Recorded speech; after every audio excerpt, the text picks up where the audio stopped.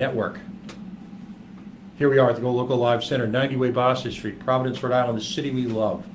CoalitionRadio.us, Facebook.com/The Coalition Radio, and on the mighty Twitter at Coalition_radio. And as always, please follow our apolitical, anti-paw socks, anti-crony capitalist feed at Pawtucket is Home.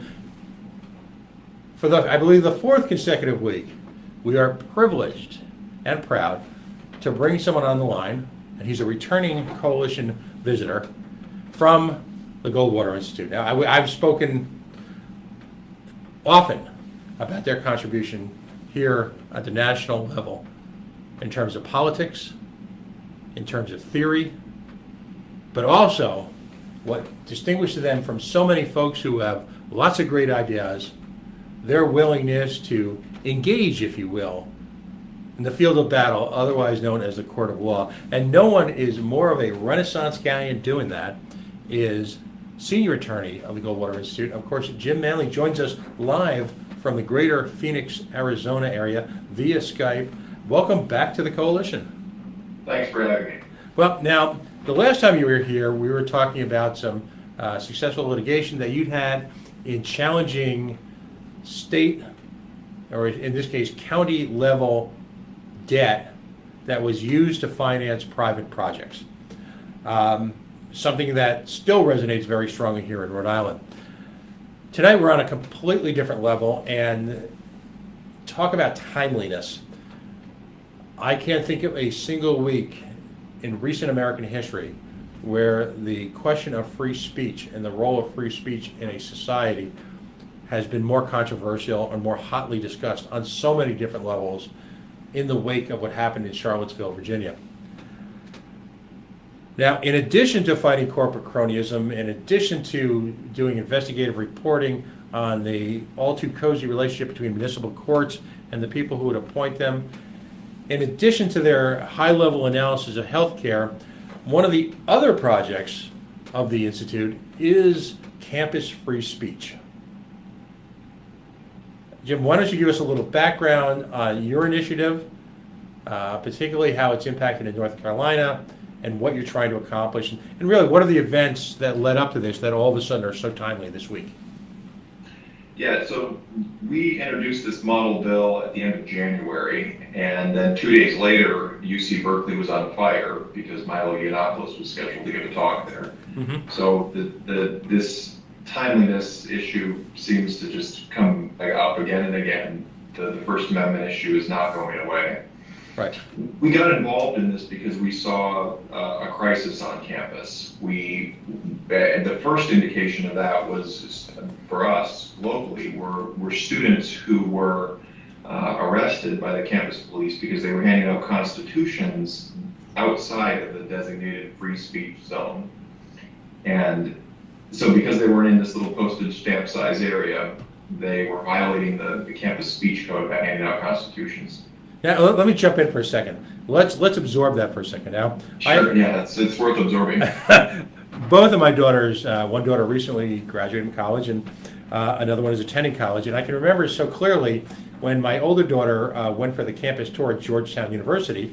Now, think about that. Georgetown University, prestigious, internationally renowned university, covering and generating some of the leaders of our foreign policy initiatives here in the heart, if you will, of the federal belt in D.C. They were bragging about their free speech zone, and I kind of raised my hand in that moment that every teenage daughter truly admires. I asked them, this is the only place I got free speech? So this notion of a free speech zone, this is pervasive amongst campuses nationwide, isn't it? Yeah, and so what we did in Arizona was just to eliminate this idea of free speech zones, to enact the idea that you proposed in your question, that you should have the First Amendment right to speak anywhere on campus. Mm-hmm.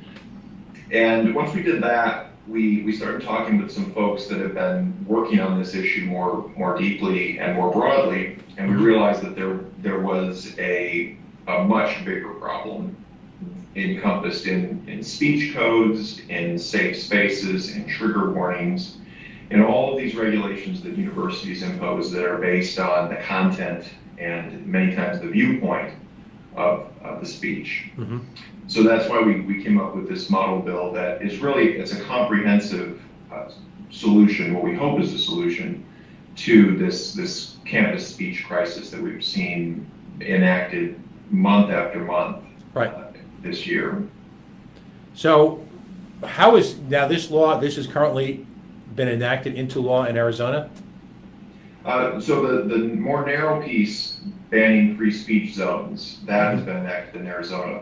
North Carolina is the first state to run with our model bill that takes a more comprehensive approach and has passed it there. We introduced it in January, as I said, and then 8 states quickly took it up and was considered in 8 state legislatures. Some of those bills are still moving forward. The only one that is completely dead is in Louisiana, where the governor vetoed the bill after it had passed with bipartisan support in the legislature. But it just goes to show how powerful the universities are and how much they don't want the legislature working to defend constitutional rights if it means that the university has somebody looking over their shoulder. Right. Now, so in its initial stage, it directly addressed in Arizona free speech zones. What are some of the other issues that it tackles? And by the way, we'll be posting the PDF of the model legislation on the coalitionradio.us in partnership with the recording of this discussion. And you should see that either on Sunday or Monday. But what are some of the other tangible issues that it tackles in terms of the North Carolina legislation? So at bottom, what the bill does is it prohibits these sort of content and viewpoint-based regulations that we've seen on college campuses. So the idea that a speaker can be disinvited because of his or her views, the universities are not allowed to do that anymore. The idea that the universities can set up speech codes that are that broadly stifle freedom of expression, outlawed under our model bill. And importantly, we replace all of that with a commitment to free expression. So at freshman orientation, instead of getting an explanation of where the free speech zone is and a discussion of how to comply with the speech code so you don't hurt anyone's feelings, there's a discussion about free expression and how important it is to have a broad range of views and to learn how to engage with those views in a civil way. So it takes, that's sort of the long-term approach is going to freshman orientation and reforming that so it's a commitment to free expression. In the short term, we call for universities to use their existing authority to discipline students in situations like shout-downs or blockades, where students will stop an event from going forward by just screaming at the speaker or by blocking the doors. And in those situations, we've seen every month this year, this academic year, this past year, we've seen a shout down or a blockade. And in only 2 of the instances that I'm aware of has there been any real discipline. And so, the behavior that gets rewarded gets repeated. And what we've seen is that students have realized that if they don't want to hear a viewpoint, instead of engaging with that person, they can simply cancel the event by shouting it down. And we want to put a stop to that immediately so we can reinvigorate this idea that free expression and free exchange is a core value at our universities. Now, I want to develop on this, and we've got a half hour of your time tonight, so there's a lot we need to cover in a short period of time. But it's interesting because here and you actually cite Brown University President Paxson in your piece. Notoriously, a couple of years ago, the police chief from the city of New York visited Brown University and was the subject of a shout-down. Now, in a much more dangerous, more highly nuanced environment, you've got the challenge between the quote-unquote alt-right and Antifa. In both cases, and I'm going to ignore the left-right considerations, but from an ethical standpoint, I love your opinion on this. In both cases, both organizations are citing the overwhelming harm that has been created by the activities of the people that they choose to shout down as a justification for their behavior. Now, in the case of the city of New York, the police chief, this occurred right around the height of some of the deaths that were a direct result of the stop and frisk behavior by the New York City police. And so activists in Providence have been very successful in fighting stop and frisk, which, of course, as a libertarian, I'm opposed to stop and frisk. In the case of Antifa, you've got folks pointing to a clear history of fascism taking root in other countries and growing into not only a credible threat, but a governing presence. So what's your take? I mean, it's a challenging issue to get around. I of course believe in free speech at all costs, even highly offensive free speech, as long as the proverbial no one shouts fire in the crowded theater. But what's your take? That's interesting. You mentioned that. I actually talk about that whenever I talk about this issue. Is that that fire in a crowded theater line comes from Schenck versus United States, which is about the theater of war. It's about men who were arrested and thrown in jail for opposing the draft in World War I. And so I think in all of this we have to ask, who is to decide if the theater is on fire? Who is to decide what ideas are off limits? And I don't think that I should be able to decide for you what ideas are okay for you to think about. And I don't think you should be able to decide that for me. And so if we can't identify who the censor is going to be, then we can't have censorship based on disagreement. Right. It's a dangerous concept because it's all well and good to say that this speech is too dangerous, it's too far outside the mainstream, but that's only a safe position to take when you're in the mainstream. If you're in the minority, you need the protections of the Constitution. That's why we have a First Amendment. We don't need the First Amendment for ideas that we all agree with. We need it for minority views. We need it especially for views like these crazy alt-right people who are far outside the mainstream. Those are the people that need First Amendment protections. If we abandon the First Amendment because we disagree with the speaker, then we've abandoned the First Amendment. Right. I'm curious as to, and I'm not sure how actively you guys were able to monitor the debate, particularly in North Carolina. But I'm curious, taking an issue that's as highly charged and at the same time as nuanced as free speech is, I'm wondering how that plays in a state legislature. I mean, forget about party labels for a second. For example, in Louisiana, you had bipartisan support. They passed a bill, and the governor goes out and vetoes it. So what, for example, are you aware of what the rationalization was for a governor to that's an assertive step, a proactive step to actively veto legislation that was passed bipartisanly? What was his or her underlying philosophy? Well, I think now with the events in Charlottesville, there may be people who've sort of lost their backbone, and we're seeing some of that. But I think before that, I think in Louisiana, I don't know why the governor vetoed the bill, but our assumption is that the universities had been quietly opposing it, and the universities simply don't want the legislature looking over their shoulder, but that is the duty of the legislature, to protect constitutional rights when they are threatened by other levels of government. So the legislature has a duty here, both as a protector of constitutional rights and as a supervisor for state-run universities. And the universities push back on that. They've always pushed back on that. One of my first cases was suing the University of Colorado because they had ignored the state concealed carry law and banned concealed carry on campus when they were clearly not allowed to do that.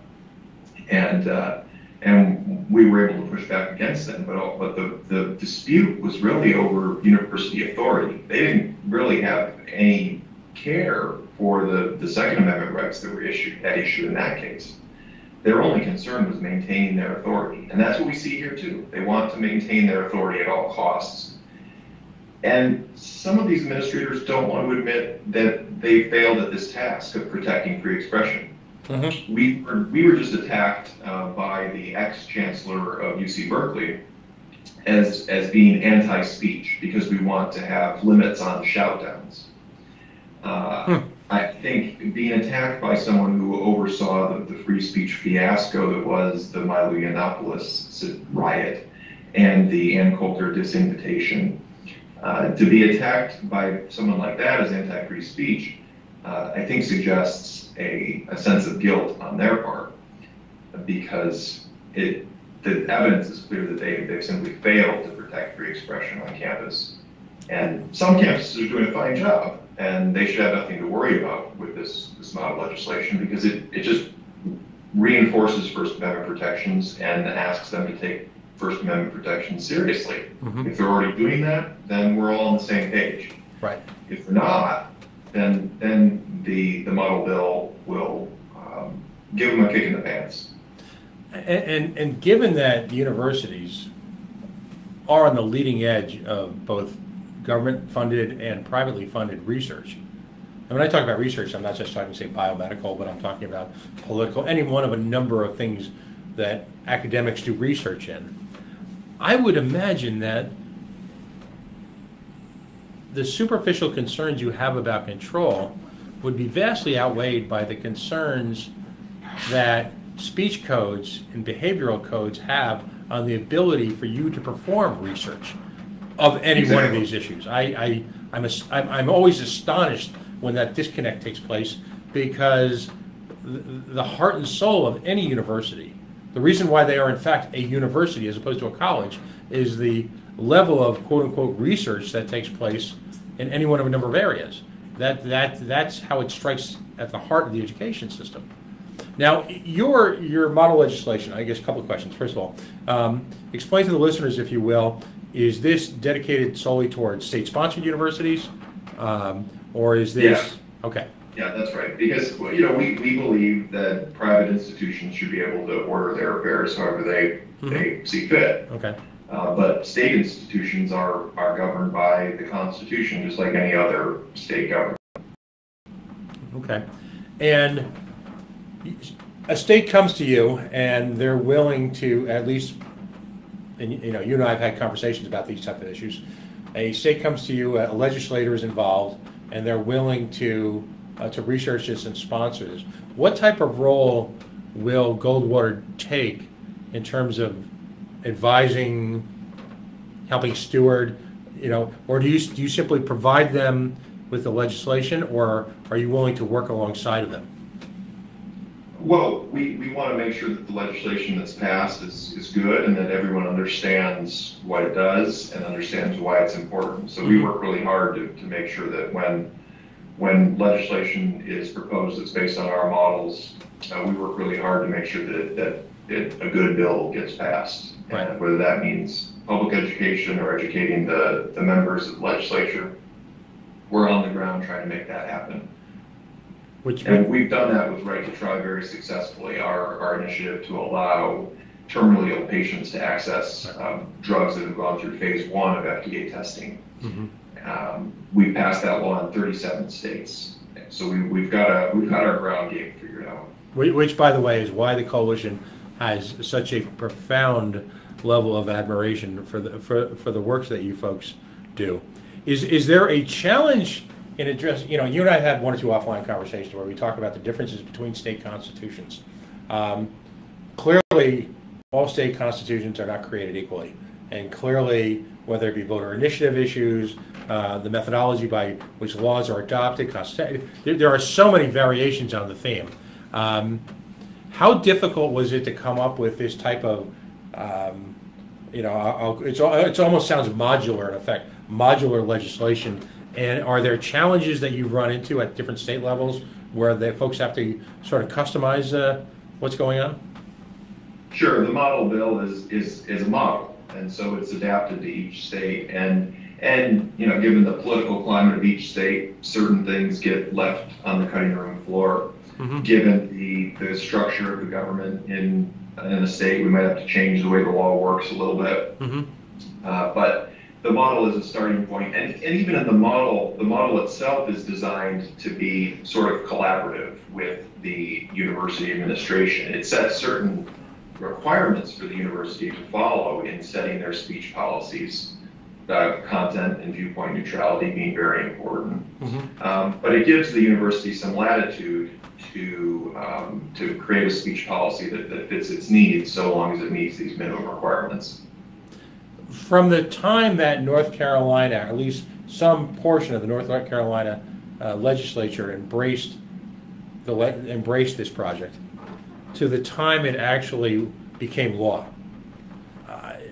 did it manage to go through in one session? Was there a great deal of discussion ahead of time, if you will, collaboration between the university system there and folks on the ground and in the legislature? Describe, if you will, in a couple minutes that we've got left, describe for me, if you will, how it actually happened. How did the sausage get made? Well, I never like to look too closely at that process, but yeah. It's a long process. It's a process of talking to people before the bill is even drafted to get them, tuned into this issue so that they understand why it's important and what needs to be done to solve it. And then from there, making sure that the bill doesn't get torn apart in the amendment process. Right. And so it's always sort of a little bit miraculous when the bill comes out the other end and you still recognize it. No one's passed any user fees attached to it. No one's attached any licenses or exams or any permitting process. Yikes. With your perspective on all the different areas you cover, and given the ferocity of the past week, now Virginia, for example. Now I'm thinking out loud here. The University of Virginia is a state school, isn't it? Yeah. In fact, it's widely regarded as one of the 2 or 3 finest state universities in the nation. Are you aware of, I'm kind of putting you on the spot, and I don't know if you know the answer to this, but what in Virginia, were there these type of free speech zones and things set up at UVA? We actually have, one of the delegates passed a resolution last session in favor of our model bill, and we intend to run the model bill in Virginia. So there are problems with the speech codes at the colleges in Virginia. Mm-hmm. I don't know exactly what UVA's shortcomings are, but we do intend to run the model bill in Virginia and try to put the state on an even keel. Wow, I can imagine the type of, but it's this type of legislation. This accomplishes, I believe, a number of things. I'd be interested in your comments on it. We've got about 2 or 3 minutes left. And folks, Jim Manley from the Goldwater Institute, he is the senior attorney there. We're talking about legislation, essentially, and it's kind of unfortunate it has to come to this, where we have to pass a law to force free speech. But not only does this law have the practical impact of essentially forcing free speech to be able to occur, or at least I should say creating an environment where it is allowed to occur. But I would imagine, and particularly in light of the last few months' events, this has got to be cathartic in its own nature, because folks are going to have conversations with it about free speech as a result of this legislation that, quite frankly, wouldn't happen in its absence, would it?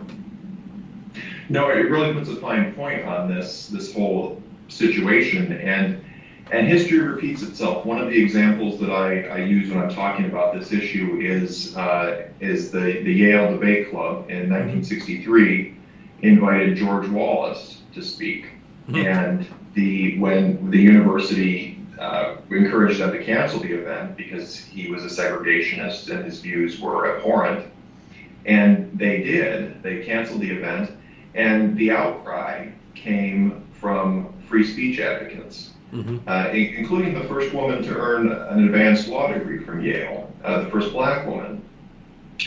And the consensus was that by canceling this segregationist speech, that it was a blow to civil rights and civil liberties, because no one was able to engage on the issue. No one was able to attack these terrible views. And so now, in this sort of heated environment, is the time when we need to resort to speech, to dialogue, to debate. Because if we don't, then folks are going to resort to violence. Right. And if we can continue talking to each other, then the right ideas can win out, and the bad ideas can be exposed for what they are. Right. Otherwise, we just ignore bad ideas, and they fester, and they stay underground until they bubble up, right, like they have this weekend. So I say, take this opportunity, confront these bad ideas, have a discussion, and that's what we're trying to accomplish by passing this legislation, to create the environment to have that discussion. Well, it's simply outstanding. Folks, you'll have an opportunity to, if you're not listening now, listen to this conversation, as well as read the Goldwater Institute's piece on this at coalitionradio.us. Jim, I want to extend a personal thanks to you and the organization. We've had folks on from your organization now 3 or 4 times in the last 4 or 5 weeks, covering a range of issues. Just great conversation, strong philosophy, strong ideas, in a nation that clearly desperately needs them. So again, my hat's off to you and your organization. It's always a pleasure talking with you. I wish I had more time to do more tonight. We'll have to pick this up again some other time. That and anyone, I mean, truly, folks, Jim Manley, truly a Renaissance man when it comes to civil liberties. There's probably another half a dozen issues. I look forward to the emails that I get from you folks because they're simply outstanding. Folks, Jim Manley from the Goldwater Institute joining us here on the Coalition, talking about free speech. In the wake of the past 6 months, of all the serious issues we've discussed tonight in terms of civil liberties, this gets right to the core of it. Thank you so very, very much for joining us tonight.